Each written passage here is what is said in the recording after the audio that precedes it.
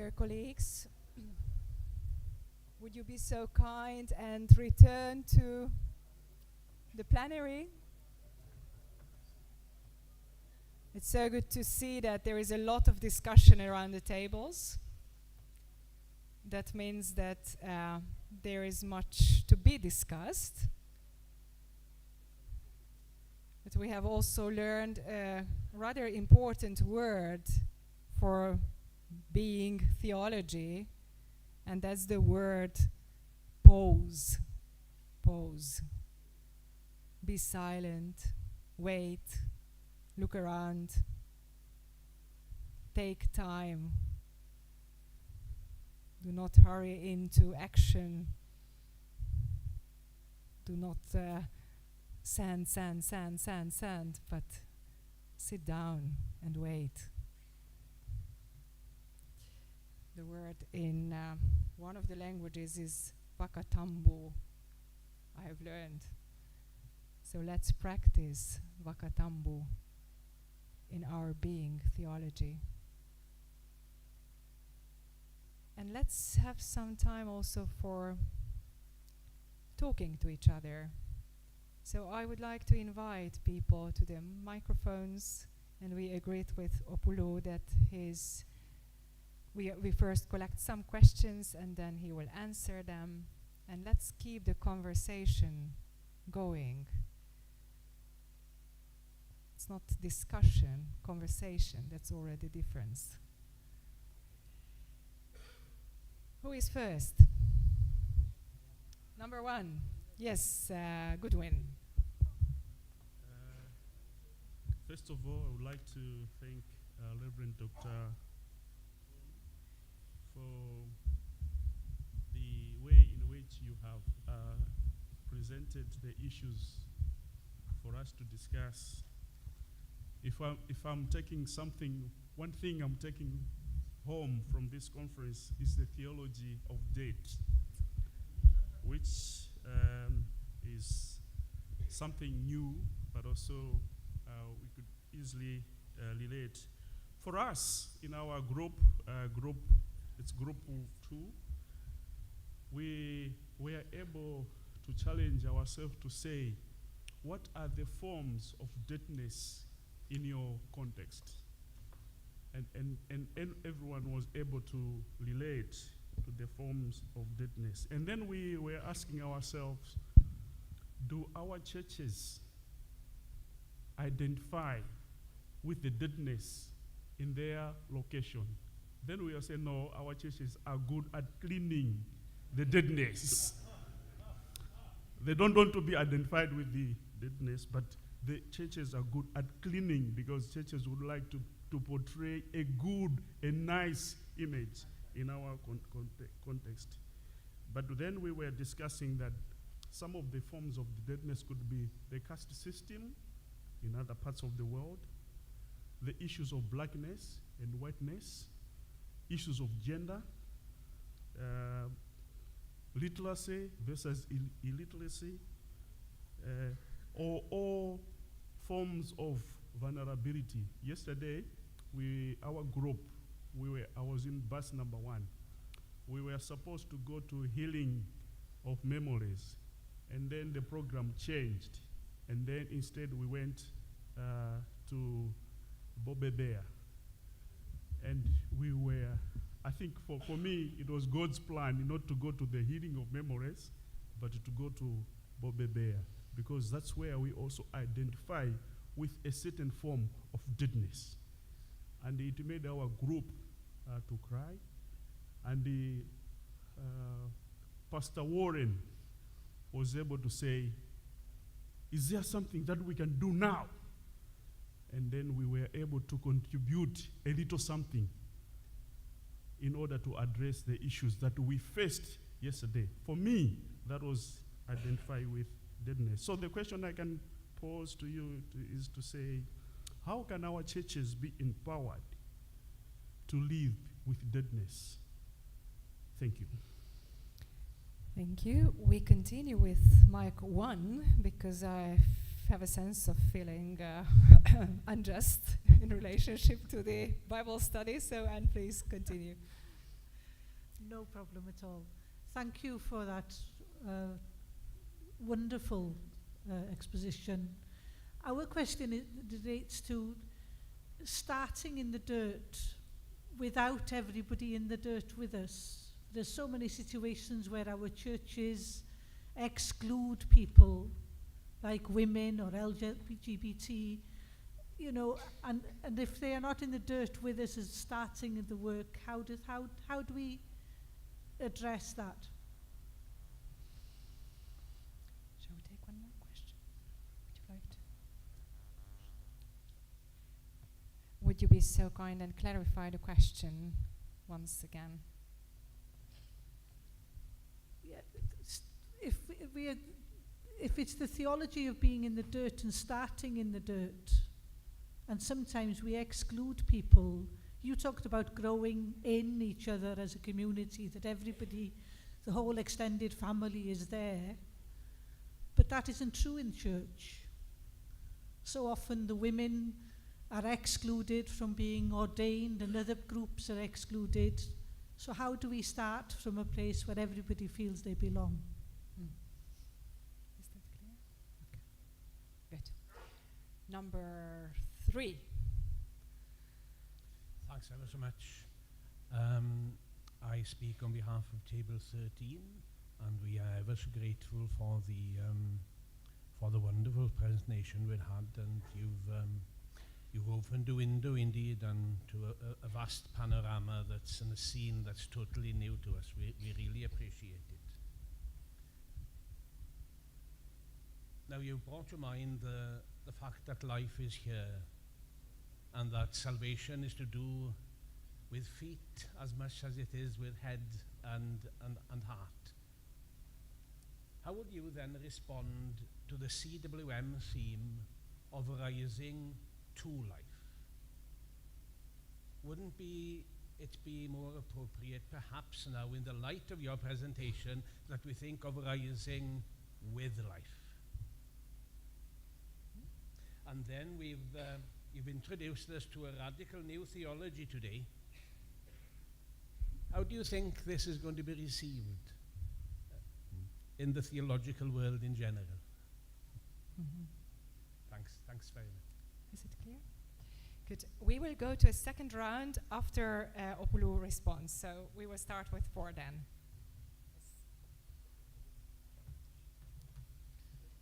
I really apologize to Table 13. I didn't really get, probably because of the echo, didn't really get the 2 questions. Is it possible that you could repeat it again, please?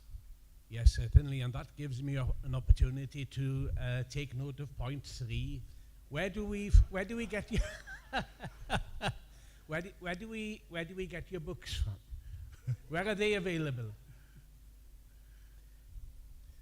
Question 1 was, in the light of your presentation, being that life is here, that to do as much, that salvation is to do with feet, with being grounded, as well as head and heart.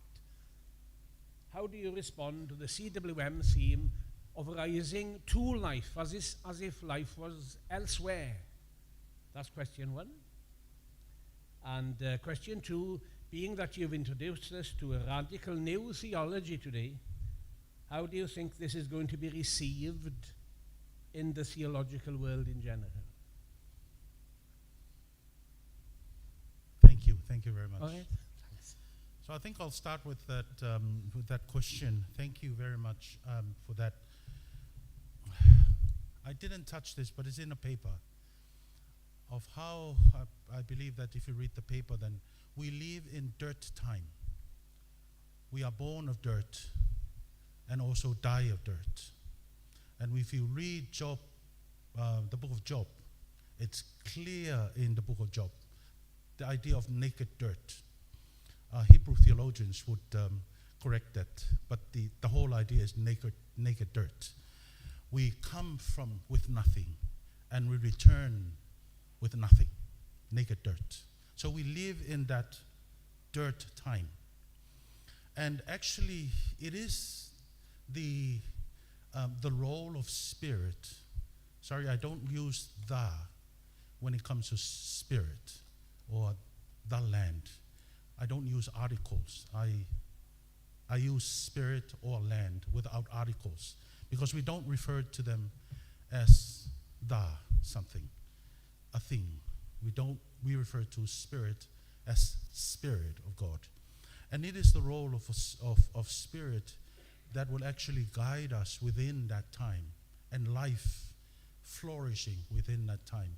So rising to life, it's part of that dirt time that we all, and Spirit has the role of animating life and rising to life. But let me also say this, because the idea of pause that I talked about is very important to this.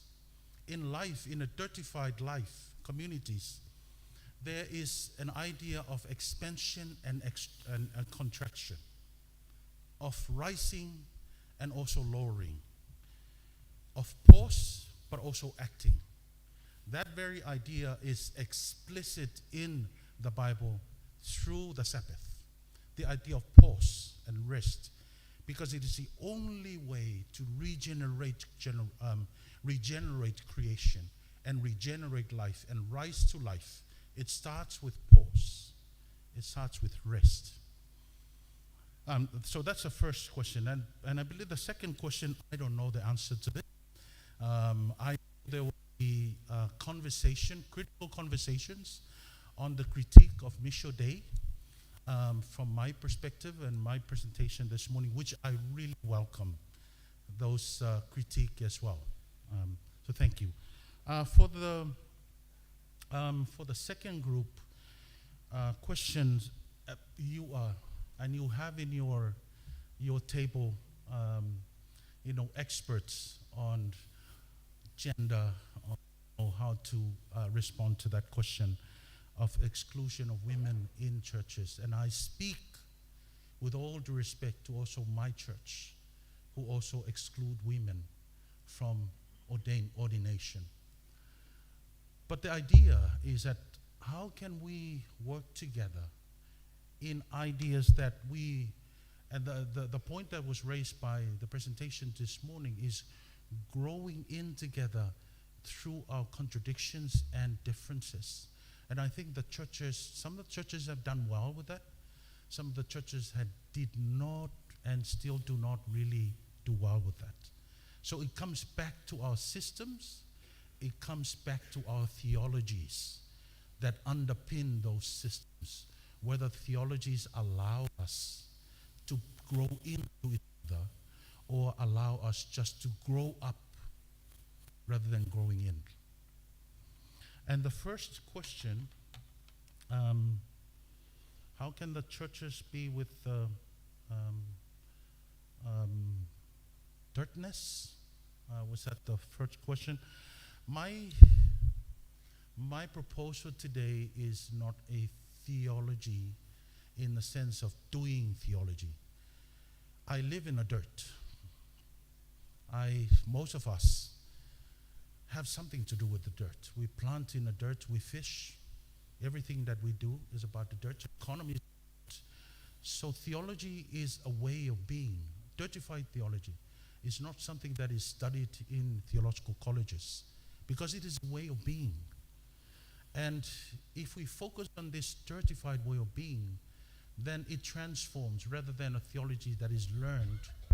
It is a theology that is a being, that is about us, that we live every day, where God is part of that. Thank you.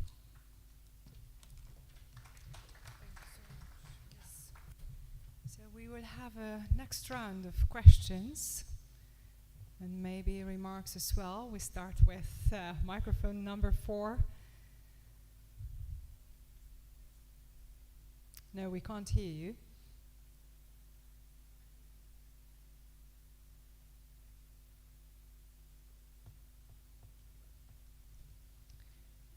Why don't we then start with number 1 and then return to you? Yes. Okay, I'm speaking on behalf of table 6. Speaking on behalf of table 16, and just to say, we don't actually have a question as such. We don't actually have a question. I think we have some reflections. And I think the first one might be slightly, maybe answering in part what somebody had been saying about how people respond to this theology. And from our table, what we can say is, it made our hearts sing. Made our hearts sing. We want to say thank you. It made our hearts sing.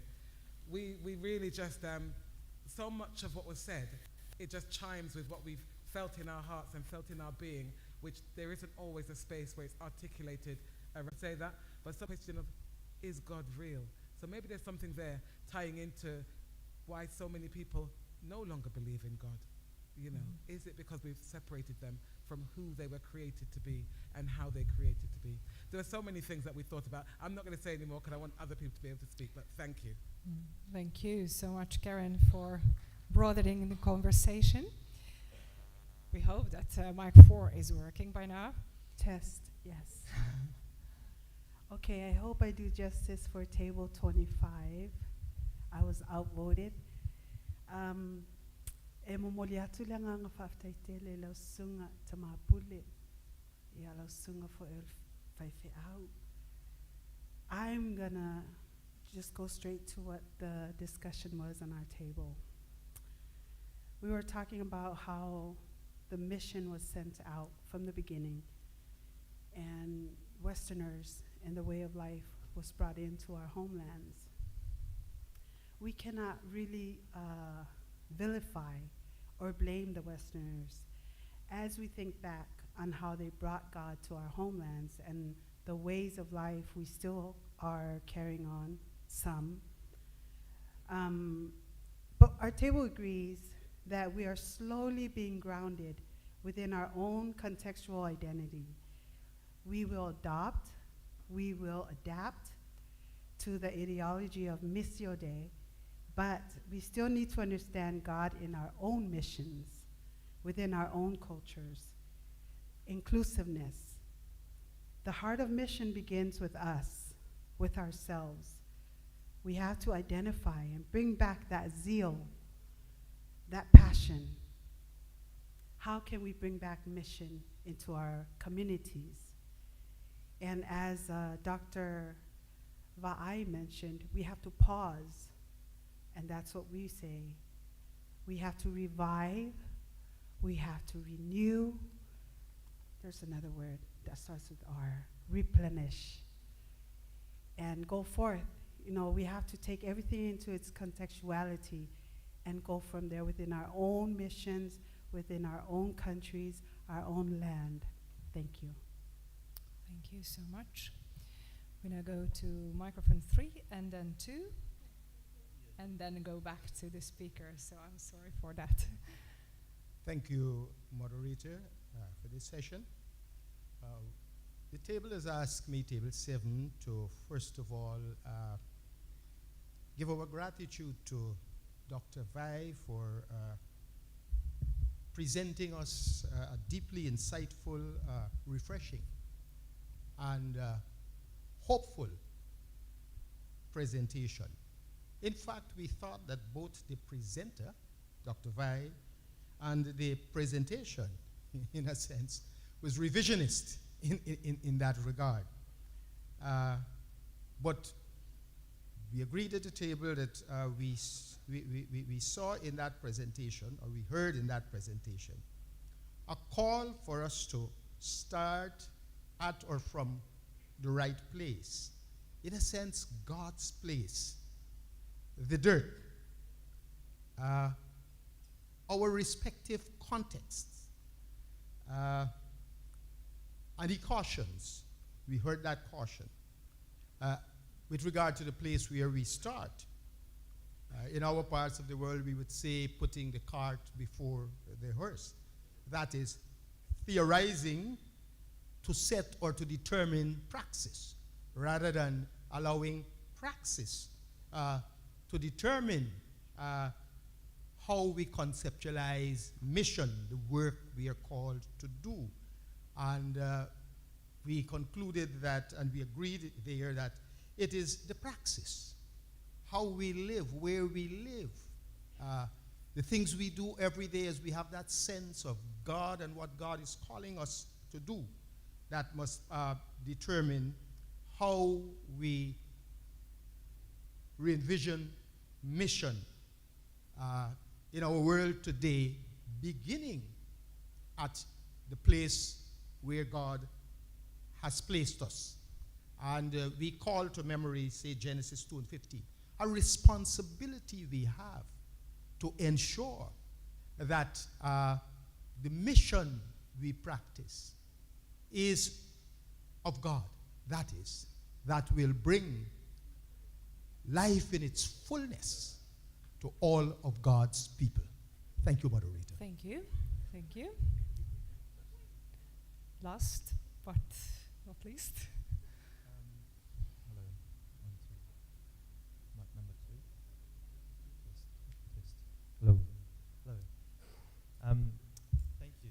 I guess one of the key points from our table would be to express a thanks, similar to the group over there, and an encouragement, and that this has been, as a very real experience for 50% of our table was from Pacifica, and we agree.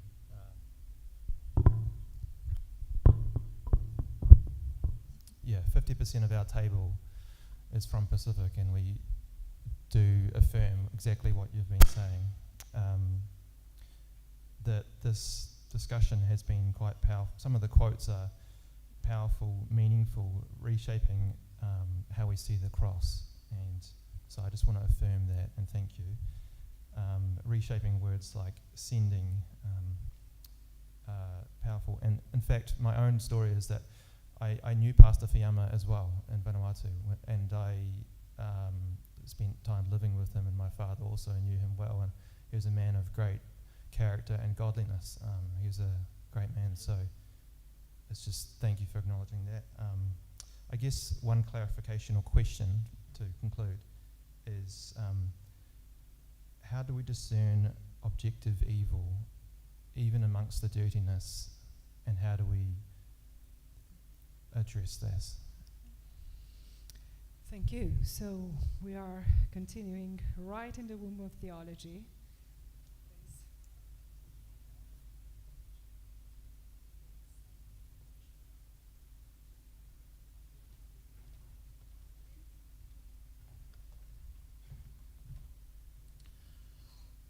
I believe that there is only one question that I have to address, and that's a question of objective evil, which is a very important question, because it comes back to the way we perceive life. Anything that is not life-affirming is objective evil. Anything that is not life-affirming in the communities, whether it's about women, whether it's about cutting trees, whether it's about fishing, anything that destroys the life of the dirt communities in favor of one person and in the abundance of one organization, one person, is not only objective evil, but also structural evil, in which we have to, so again, we have to look at the systems again. Any context, even the dirt, has evil present in everywhere. So I think theologians would be able to answer that question more and more. But just a short question, just a short answer. Life is at the heart of relationality. It's at the heart of the triune God, and it's the heart of the dirtified theology. Anything that destroys life is evil. And thank you for the affirmations. I would like to refer to one of the comment that would say that the Western Christianity brought God to the Pacific. I would like to challenge that. One of our theologians, former student of my institution, who wrote an article that God was not carried in the suitcases of the missionaries. God was already present in the dirt communities before any missionary would arrive. And that's why it's very important to reclaim the idea of the overarching presence of God in our cultures. Because when we don't claim that overarching presence of God, then there would be a time where God was not, which is engineered by theologians and engineered by the development world, where God was absent somehow, sometimes to some people, while present with some people. But the overarching presence of God means that God was already with our cultures, was already with our people, shining the light through the Spirit. Thank you very much.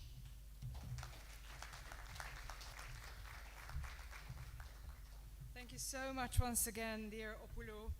You have challenged not only the Missio Dei framework, but you have also challenged the missions from the margins framework, and I think you have challenged so many more things. Yes, we will hand over to you a token of appreciation. And I would like to express my deepest gratitude, and I really would like to accompany you in this dirtified theology. Thank you so much.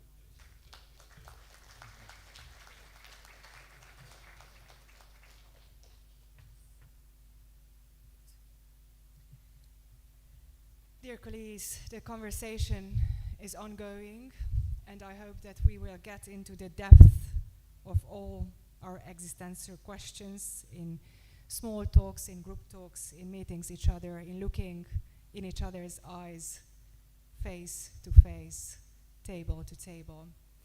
We are going to have lunch, and before we have lunch, I invite you to say together a word of grace, and afterwards we might have some announcement, but let's pray first.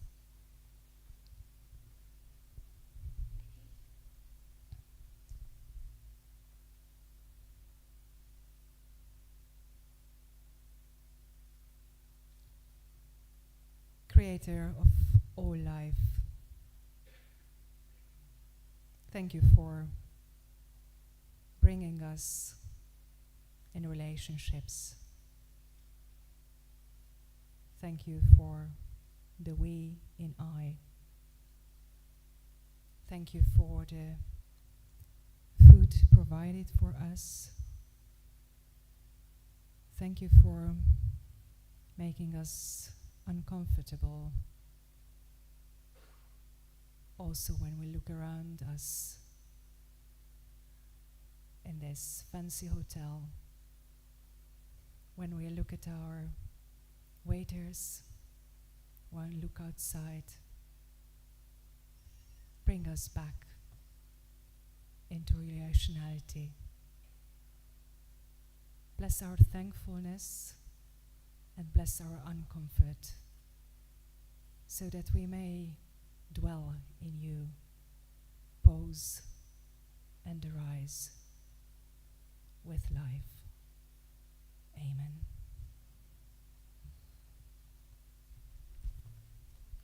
Thank you, Dr. Torosia, for the excellent moderation of this morning. Friends, I need your help to organize a group photo. We are going to take a group photo in this location, outside of the hotel, the banner. But we have blocked the road for the next 5 minutes because it is entrance road to the hotel. So hotel allowed us to gather there. So we need to quickly move outside if you want to take part in the group photo. So except those of you who have some break for the restroom, please move directly, go to this venue to take a group photo in 5 minutes. So thank you.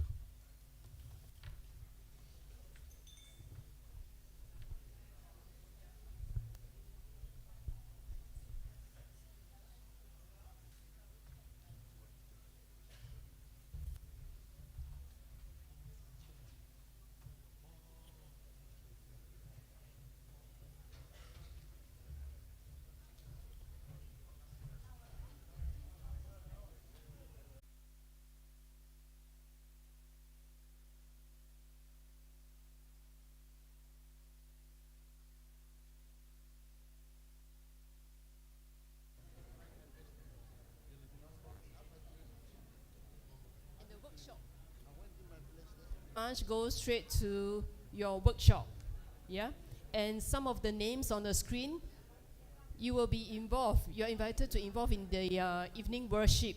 So please stay back after photo taking. Come back here after photo taking. But now please leave the conference hall. Please join the group photo immediately. We are waiting for you. Everyone. Thank you very much. Everyone, please. We will wait for everybody before we take the group photo.